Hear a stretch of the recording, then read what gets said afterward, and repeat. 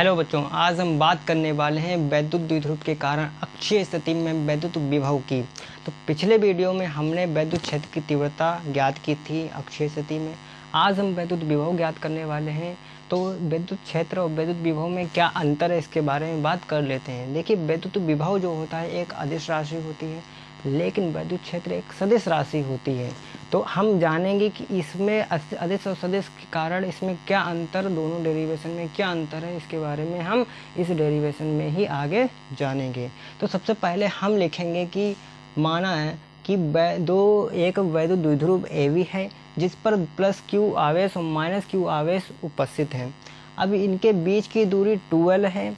अब इनके दोनों आवेशों से एक अक्षीय स्थिति में एक बिंदु P है जिस पर हमें वैद्युत विभव ज्ञात करना है। तो इतनी आपको थ्योरी लिखनी है। बाकी लिखेंगे कि प्लस Q आवेश के कारण प्लस Q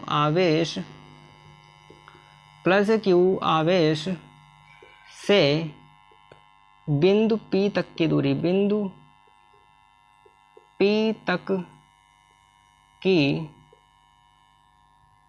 दूरी कितनी हो जाएगी। टोटल दूरी r है और मुझे यहाँ से यहाँ तक की दूरी चाहिए, तो क्या करना पड़ेगा, r यहाँ पर r में अगर l माइनस कर दूँ तो यहाँ से यहाँ तक की दूरी पता चल जाएगी। तो यह लिख दूंगा मैं r माइनस l। ठीक है। अब प्लस Q आवेश के कारण माइनस Q आवेश के कारण बिंदु P तक की दूरी कितनी हो जाएगी। यहाँ से यहाँ तक की दूरी पता करनी है और यहाँ तक की दूरी मालूम है, तो यहाँ से यहाँ तक की दूरी r है और टोटल दूरी हमें ज्ञात करनी है। तो इसमें l प्लस कर दें तो हमें टोटल दूरी पता चल जाएगी। तो मैं ये लिख दूंगा r प्लस l। तो मैं अगर लिखूँ बिंदु P पर, अब क्या बिंदु P पर प्लस Q आवेश के कारण बिंदु P पर वैद्युत विभव कितना होगा। तो प्लस Q आवेश के कारण विभव बिंदु P पर विभव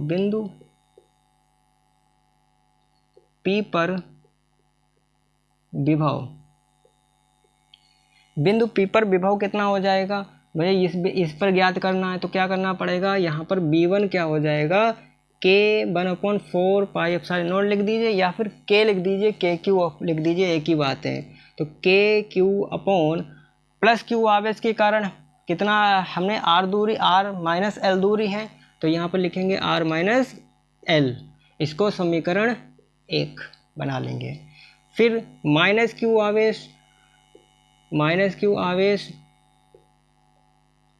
के कारण बिंदु P पर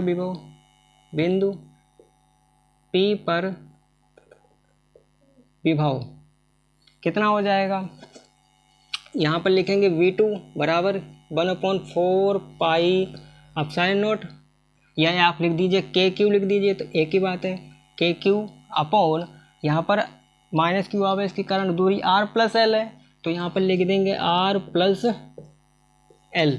इसको समीकरण 2 बना लेंगे। ठीक है। अब बिंदु P पर दोनों आवेशों के कारण बिंदु P पर परिणामी विभव क्या होगा।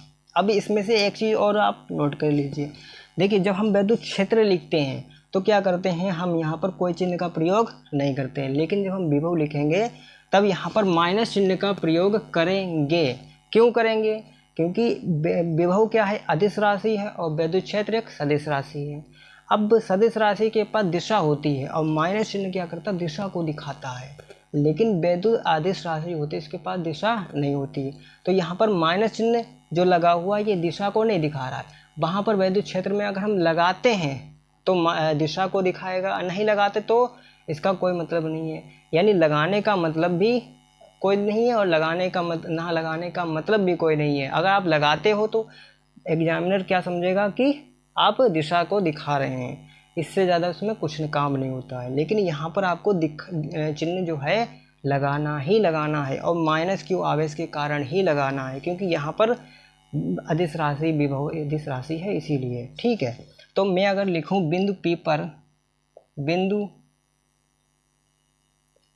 P पर परिणामी विभव बिंदु P पर परिणामी विभव क्या हो जाएगा, आपका हो जाएगा V बराबर V1 प्लस V2।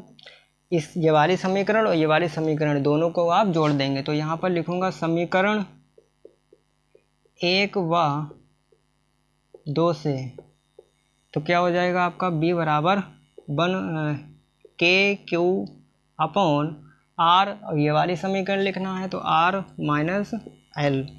अब क्या करना है आपको, ये माइनस क्यू आवेश के कारण ये माइनस है और इससे मल्टीप्लाई होगी तो ये भी माइनस हो जाएगा, तो यहाँ पर माइनस चिन्ह का प्रयोग करेंगे, तो ये हो जाएगा KQ upon R plus L। ठीक है, अब क्या करना, दोनों पदों में KQ समान है तो KQ को कॉमन ले लो, तो KQ आप कॉमन लेंगे तो ये हो जाएगा 1 अपॉन, ये 1 बचेगा यहाँ पर R माइनस L, और यहाँ पर माइनस का 1 अपॉन R प्लस L।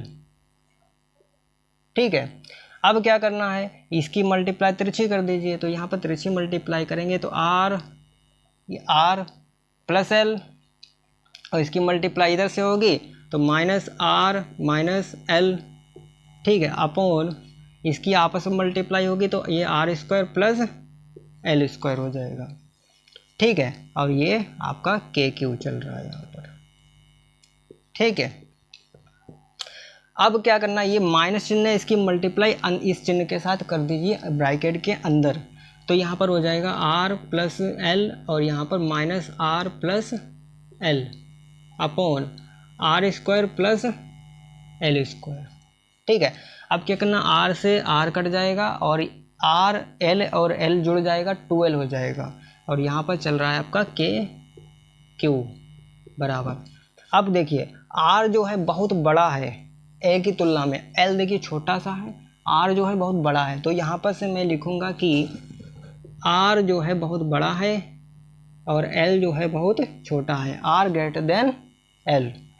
ठीक है, और L L को हम नगण्य मान लेंगे, तो यहाँ पर ये आपस में जुड़ जाएगा, ये हो जाएगा 2, और यहाँ से Q हो जाएगा और यहाँ पर KL अपॉन, ये आपस में L बहुत छोटा है और R बहुत बड़ा है, तो ये RL नगण्य हो जाएगा और R स्क्वायर हो जाएगा।